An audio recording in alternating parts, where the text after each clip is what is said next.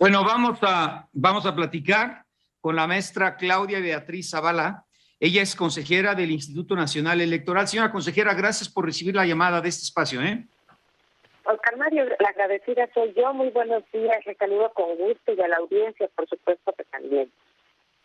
Gracias, consejera. Pues no fue sorpresa.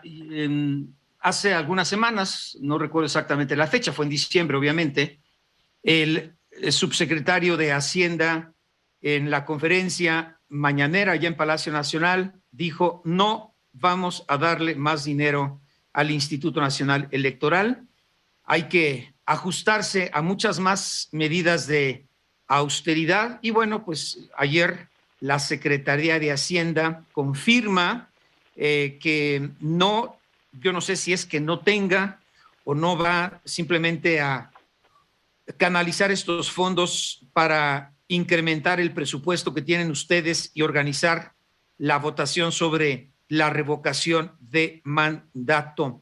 ¿Qué sigue, señora consejera? Se acaba el litigio por el dinero y tendrán que hacer el ejercicio como se pueda. Fíjese, Oscar Mario y audiencia, que el tema es muy importante porque creo que hoy más que nunca el tema está en los tribunales. Y ese es el Estado de Derecho y hay que agotarlo. ¿Por qué? Porque a diferencia de lo que pasó antes, donde públicamente se dijo que no, o se dio a entender que no se iba a dar el dinero, en ese caso sí tiene usted razón, que no es sorpresa la respuesta. En el documento que nos ha presentado ayer, la Secretaría de Hacienda, bueno, quien firmó fue el Procurador Fiscal de la Federación, expone las razones de por qué considera que no procede dar el dinero. Y coincidentemente son de las cosas que tenemos nosotros tanto en la Suprema Corte como lo que se le ha planteado al tribunal. Entonces, es el tiempo de los tribunales, es muy importante que los tribunales se activen, porque justo, Oscar Mario, es que hay una situación muy delicada. Al INE se le está poniendo en una situación límite. O hace las cosas al margen de lo que dice la ley, y entonces sí, yo creería que el dinero va a ser el que va a determinar cómo hacer las cosas, o se le obliga a poner las 161, más de 160,000 casillas y sin tener la suficiencia presupuestal como una autoridad del Estado mexicano. Ese es el tema y ese es el precedente y lo grave que tenemos, Oscar Mario. Y ese es lo grave que tenemos. Las funciones de las autoridades del Estado mexicano. Y déjeme decirlo con esta énfasis en el Instituto Nacional Electoral, que es el que se encarga de la regulación de las contiendas electorales, de los derechos políticos electorales. No pueden quedar en una situación como esta. El Estado mexicano tiene que tener una respuesta. Y hoy en los tribunales es el tiempo de los tribunales, yo se lo podría definir así. El tiempo, pero ojo, los tiempos también tienen que ser acorde con lo que el INE está obligado a hacer, porque hoy sí nosotros estamos previendo, por disposición legal constitucional, que el próximo día 4 de febrero tenemos que salir pues con la convocatoria para la revocación de mandato. Y ahí tenemos que definir cuál es el modelo operativo que se va a seguir y cómo se va a hacer para llegar al 10 de abril. Señora consejera, entonces, ¿cuánto dinero tiene el INE para llevar a cabo este ejercicio? Pues mire, hicimos dos ajustes presupuestales, Oscar Mario. En el primero, tomando en consideración incluso una proyección de ahorro para todo este año, porque el tema es que estamos a principio de año, definimos 1.500 millones. A raíz de la sentencia que dictó el tribunal, nosotros definimos y ampliamos la proyección de ahorro y lo que hicimos fue también obtener 64 millones más para incorporarlos a este tema.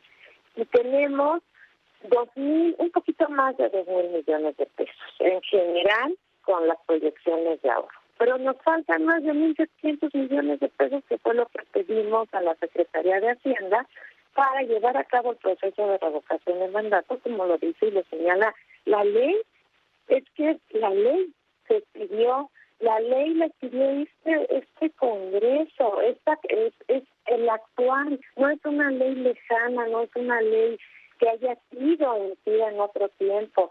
Se pidió en este contexto, es vigente, muy recientemente, en el 2020, o sea, y esa ley es la que nos debe ya observar, y ciudadanía que nos permite. Sí, las personas que hoy están en el Congreso, sí, quienes están tomando decisiones en mayoría, quieren cambiar las cosas. Creo que la Constitución nos está dando un camino. Y el camino es el consenso político en las reformas. Y creo que no debemos de claudicar a seguir el estricto Estado de Derecho, Armario. Pero hoy por hoy tenemos, con todo y proyección de ahorro, 2.000 millones de pesos, un poquito más, pero nos faltan más de 1.700 millones de pesos. Ahora, senadora, bueno, ya están empezando a llegar comentarios, siempre muy agradecidos con nuestro auditorio. Me dicen, oye, están pasando poco el número de WhatsApp. A ver, Inge, esto es para usted. En fin, ahí se lo dejo. A ver, el senador Damián Cepeda en este espacio dijo en diciembre, es que yo creo que no necesitan más dinero. Hablaba, creo que más o menos de estos 2.000 millones de pesos, si instalan solo una tercera parte de las casillas que se tienen contempladas. Según el senador panista, esta es una de las soluciones. ¿Usted está de acuerdo o no? Pues mire, Oscar Mario, es que nosotros vamos a tener que tomar una definición, y esa es la situación límite que yo le comento. Lo que nos están orillando es a definir un modelo que no corresponde con la ley, porque de dónde, como autoridad, de dónde vamos a sacar ese recurso económico que se necesita, más de 1.700 millones de pesos, para poder hacer las cosas como dice la ley. Ese es el tema, esa es la situación límite, y por eso creo que los tribunales tienen que intervenir para definir esta postura de diferencia de cómo estamos leyendo el derecho y cómo estamos aplicando las leyes. Ese es el tema, Mario. Consejera, entonces, ¿con qué no van a poder cumplir por falta de presupuesto? Pues mire, yo le digo, la ley nos da muchas responsabilidades. Y dentro de eso, lo que nosotros como autoridad especializada, y lo que nosotros generamos, el modelo es, como nos lo dice la ley, con los estándares de calidad que se requiere, porque hay que recordar que esta es la otra cara de la moneda de la elección presidencial. Entonces, en esa medida, nosotros tenemos que definir un modelo operativo, y tenemos varias alternativas, y hoy vamos a concluir nuestra plática en el grupo de trabajo, además, y las consejeras. ¿Pero qué sería, por ejemplo, menos, perdón que insista, por cuestiones de tiempo, y regreso con usted si me da un minutito más y después nos vamos a pausa, pero ¿qué sería? Por ejemplo, instalar menos casillas sería una de las características de pues esta nueva opción que tendrían ustedes con menos dinero. ¿Instalar menos casillas sería una de tantas? Sí, claro, porque es la forma como se puede hacer las cosas con el recurso que se tiene, y hay que buscar ya. Y hoy precisamente el Consejo lo definirá el próximo viernes, Oscar Mario, ciudadanía, cómo van a quedar las cosas con lo que tenemos. Oiga, pero entonces, bueno, tenemos 30 segundos. Le iba a preguntar, entonces, ¿se esperan y cuándo decide el Tribunal Electoral o qué otra alternativa? Estamos platicando con la consejera del Instituto Nacional Electoral, doña Claudia Beatriz Zavala. Estamos a la charla y muy agradecido con la maestra Claudia Beatriz Zavala, consejera del INE, porque finalmente, como se esperaba, lo escuchamos, quizá usted recuerde en diciembre al nuevo subsecretario de Egresos de Hacienda diciendo, pues no hay lana, INE, me da mucha pena, tendrás que recortar tus gastos y sí puedes cumplir con lo que mandata la Constitución para llevar a cabo este ejercicio, pues sí, ejercicio democrático de revocación de mandato. Dice doña Claudia Beatriz Zavala, tenemos alrededor de 2.000 millones de pesos, con muchísimo trabajo, podríamos llegar quizá a los 2,000 millones de pesos. Estoy cerrando cifras, señora consejera, requerimos casi el doble para cumplir con todo lo que dice la Constitución. Le comentaba o le preguntaba, doña Claudia, si entre otras cosas tendrán entonces que reducir el número de casillas. Decía usted, por supuesto, no alcanza para todas las que se requiere y llevar a cabo pues esta obligación tal y como debe de ser. Aparte de reducir el número de casillas, señora consejera, ¿qué otros ahorros tendrán bueno, ahorros son muchos, ahí están. ¿Qué otras limitaciones tienen? Adelante, aparte del número de casillas. Es que quiero ser clara, Oscar Mario, ese es un tema que vamos a tomar una definición el martes. Si se busca por una alternativa de no instalar todas las casillas, entonces viene una disminución de costos en escala, en corrida completa, porque instalar todas las casillas como se requiere implica desplegar una actividad grande de capacitación electoral que tiene que ser ir a buscar a los más de 12 millones de ciudadanos, o casi 12 millones de ciudadanos, uno a uno, que fueron insaculados por parte de todas las actividades, por todos los CAIs, las personas que nos ayudan a capacitar a cada una de sus casas. Y entonces, cuando se cambia el modelo, evidentemente se generan menores costos, y por eso se viene como en cascada una diferencia. Decía yo desde un principio, y quiero que sepa también la ciudadanía, Oscar Mario, que el tema de la instalación de las casillas es tema clave para la organización de todo proceso, porque de ese son los grandes costos que están alineados tanto en capacitación como en organización, porque también tenemos que ver los operativos de cómo se recogen los paquetes para los cómputos en los consejos distritales, las dietas de las autoridades. Entonces, cuando se cambia este modelo, evidentemente disminuyen los costos. Y eso son de las cosas que nosotros nos tenemos que sentar a revisar para ver qué modelo vamos a implementar. Y ojo, yo creo que aquí es un tema, y le decía a Oscar Mario, de los tribunales, porque parece que la respuesta que tenemos ayer de la Secretaría de Hacienda no consideró lo que la Corte ya dijo en algún momento, que el INE como autoridad especializada es el que debe de someter el presupuesto a la Cámara de Diputados, y que la Cámara de Diputados es quien de manera fundada debe decir y debe de definir sobre el presupuesto. Y tampoco consideró lo de la Sala Superior, en la que señaló que la Secretaría de Hacienda como autoridad del Estado mexicano tenía una obligación. Por eso es importante, Oscar Mario, que por hoy los tribunales se pronuncien, porque si no tenemos un precedente gravísimo. De verdad, la definición del dinero sin razones, sin fundamentos, va a ser lo que determine cómo hacer un proceso, una organización de un proceso, en este caso de participación de revocación de mandato, o es la ley la que debemos de cumplir. Para mí, el Estado de Derecho nos exige que todas las autoridades tenemos que cumplir el consenso social, que es la ley. Para eso están las leyes. Entonces, sí es un momento de tribunales, Oscar Mario.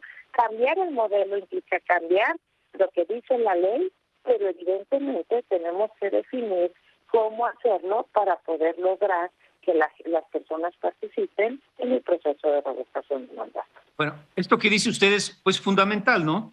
El asunto está en el tribunal. ¿Está en el Tribunal Electoral o en la Suprema Corte, consejera?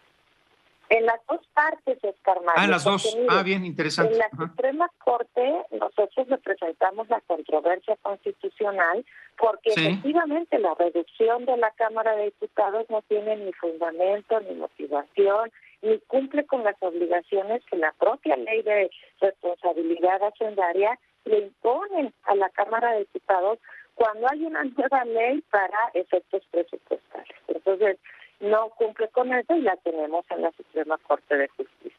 Y también, evidentemente, está en el tribunal porque la decisión de posponer el proceso de revocación de mandato hasta que se dieran esas decisiones fue impugnada también ante el tribunal y la Sala Superior del Tribunal Electoral emitió una sentencia que fuimos cumpliendo paso a paso y que la respuesta que ayer envió la Secretaría de Hacienda tiene que ver con el cumplimiento de esa sentencia y tendremos que acudir al tribunal pues para los efectos conducentes.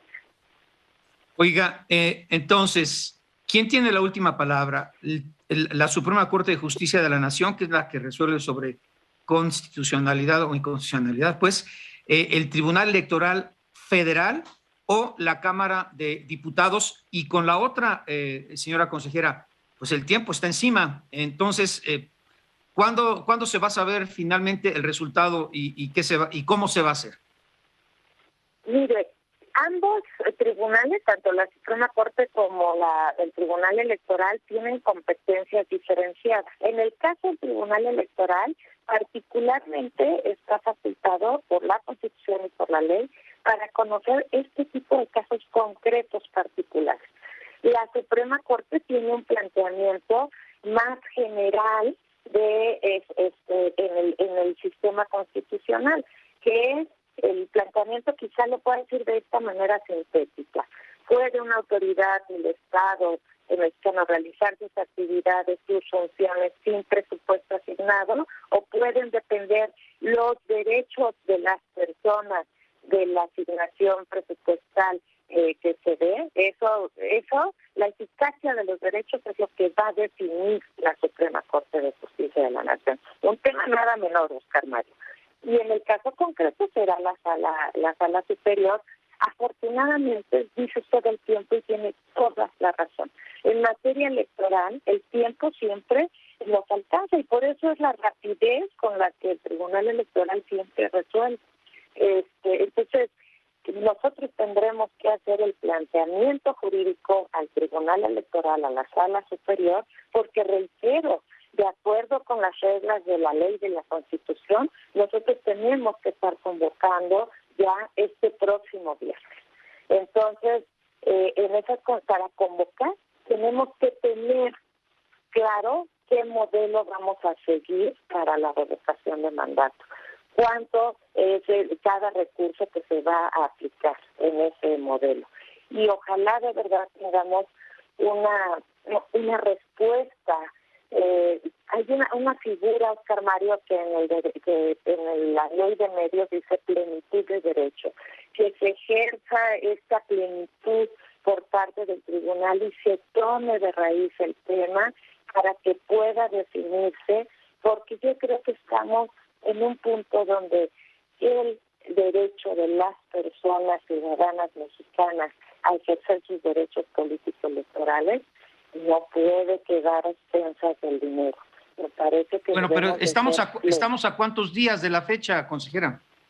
Estamos a 4 días, Oscar Mario, porque nosotros tenemos que convocar y la Sala Superior tiene también, y haremos el planteamiento, por supuesto, de inmediato. Ayer en la noche nos llegó y generalmente la Sala Superior pues resuelve muy rápido, y si no, nosotros convocaremos con las decisiones que tengamos que tomar, pero sí tengo que dejar claro las cosas y la situación límite que hemos estado anunciando desde el año pasado, desde que se pensaba el recorte presupuestal. Hoy la vemos concretada y lamentablemente, Oscar Mario, la vemos concretada en perjuicio de los derechos políticos. Consejera, tenemos un minuto, 2 respuestas muy interesantes del auditorio. Una, es la estrategia del gobierno para controlar al INE y eventualmente los resultados de la elección en el 2024 en caso de emergencia. ¿De acuerdo o desacuerdo? Pues yo siempre me he dicho que es una asfixia presupuestal. Para controlar la elección del 24, si se requiere, ¿sí o no? Pues mire, no, tenemos que tener una autoridad fuerte, es para todo el bueno, a ver, oiga, a ver, y la otra, dicen, ¿por qué no juegan al sastre pobre? El cliente manda, hagan el traje con tela de baja calidad y botones de arroz. y queremos dejar ese precedente. Ahorita en la coyuntura política que tenemos una amplia aceptación de la presidencia, la Pues sí, revocación del mandato. pero si no le dan el dinero, si no le dan buena tela y buenos botones, pues tienen que hacer un buen traje, pero con tela barata y botones también, ¿no? Pues parte de las decisiones que tenemos que hacer es cómo le vamos a variar para... ¿Qué creen? Bueno, regresamos a la parte final y gracias a la señora consejera del INE, doña Claudia Beatriz Zavala. Pues como siempre tenemos pausas en este espacio de la comunicación, siempre agradecido con nuestros patrocinadores, pero bueno, pues ahí está también la guillotina. Gracias, doña Claudia, por ser tan paciente con la guillotina. Oiga, a ver, entonces decíamos, dos preguntas del auditorio interesantes que la ponen en términos, pues, sencillones y simpáticos. Dicen, bueno, si no les dan el dinero, finalmente el cliente es el que manda, ¿y por qué no juegan al sastre pobre? Hagan el traje, un buen traje, pues con tela barata, con tela de baja calidad y botones de arroz. Quizá van a tener que, pues, actuar como el sastre pobre, consejera. Pues vamos a tener que hacer, Oscar Mario, las cosas diferentes a como dice la ley y diferentes a los estándares de calidad que ha implementado el INE, porque sin esos recursos no podemos hacerlo con la seriedad y con las reglas establecidas en la ley. Muy recomendable, de verdad. Hoy por hoy este ejercicio tiene una amplia aceptación del presidente, pero pensemos en otro momento, Oscar Mario, en el precedente que se tiene que dejar, en la fortaleza de este instrumento, de que cuando la ciudadanía no está conforme con la forma como lo está el gobierno, quiere quitar a un presidente o una presidenta de la República. En ese momento, los estándares de calidad que le tiene el INE para garantizar que la voluntad de las personas corresponda con lo que fueron a definir en las urnas es tan importante, porque es quitar a un presidente o una presidenta. Eso es lo grave, el precedente que se está dejando en este tema. Y sin duda va a tener que haber variaciones, van a tener que cambiar las cosas, lo definiremos el próximo viernes en Consejo General a partir de los acuerdos, de los consensos, de las valoraciones que estamos realizando las y los consejeros del INE. Oiga, señora consejera, es que quizá de lo que más les preocupa y ocupa, y a ver, lo voy a decir así, se sienten lastimados por por haber pues ganado a través de muchísimos años y de pues 2 o 3 elecciones muy difíciles, confianza entre la ciudadanía como árbitro electoral y prestigio en México y a nivel internacional, y por eso no quieren hacer pues un producto barato. No, Oscar Mario, es que la seriedad del cumplimiento de la ley y de los modelos y los estándares. Fíjese que hoy estamos en una coyuntura política muy particular para este ejercicio de revocación de mandato. Ayer revisamos cómo fueron las cosas con el tema del procesamiento de las firmas, pero la revocación del mandato es un poder de la ciudadanía. Es un derecho que empodera a la ciudadanía y yo creo que los derechos, no tenemos que jugar con los derechos. Las autoridades debemos de cumplir lo que dice la Constitución y la ley, dar la suficiencia presupuestal por un lado para que se lleven a cabo las obligaciones que están alineadas con los derechos políticos electorales y todas las otras demás autoridades, pero tenemos que hacer y actuar con esa responsabilidad, Oscar Mario. Es que mire, hoy creo que el tema de todo este tema político electoral, como las cosas se llevan y hemos logrado la renovación de los poderes en paz, con estas certezas, con estas seguridades, pero ahora lo vemos con esta claridad y decimos, bueno, se puede bajar tantito, pero no, ha sido una lucha lo que nos llevó aquí para tener esta estabilidad de la arquitectura institucional. Y eso es lo que hoy tenemos que conservar, Oscar Mario. Eso es lo que tenemos que hacer, que no se pongan las autoridades, y menos a una autoridad como el Instituto Nacional Electoral, que se encarga de la renovación de poderes, que se le pongan estas situaciones límites, porque justo es, de manera implícita, una intromisión de los otros poderes en la autoridad que fue resguardada constitucionalmente para cumplir con un deber, que es este ejercicio de derechos políticos. Pero independientemente de este ejercicio histórico, porque es histórico, aunque hay ya 6, ¿no?, o 7 constituciones estatales que contemplan la revocación de mandato, y obviamente pues nadie lo quiere, ¿no? Pero bueno, yo creo que esto es algo importante, interesante, un buen precedente que deja el presidente López Obrador. Pero, señora consejera, directamente le pregunto, por esa confianza y ese prestigio del que goza, pues quizá entre la mayoría de los mexicanos, el Instituto Nacional Electoral, ¿ustedes se sienten ofendidos y menospreciados por el gobierno federal? Pues yo creo que ha habido una dinámica de una descalificación, muchas veces sin fundamento, mucho sin fundamento o con falacias, Oscar Mario, y creo que institucionalmente sí hemos estado, sí nos han descalificado como institución, y les vuelvo a reiterar, con información inexacta, con información descontextualizada, y en ese sentido es muy riesgoso lo que se está haciendo, justamente porque es una institución, Oscar Mario, que con resultados, ahí están los resultados. Por eso las personas ahora apoyan al INE. Ahí están los resultados, es una institución que ha dado resultados. Y sí, desde una parte del legislativo, desde la voz presidencial, desde el gobierno, hay descalificaciones, hay información inexacta que buscan posicionar para un daño frente a la ciudadanía a una institución tan sólida como es el INE.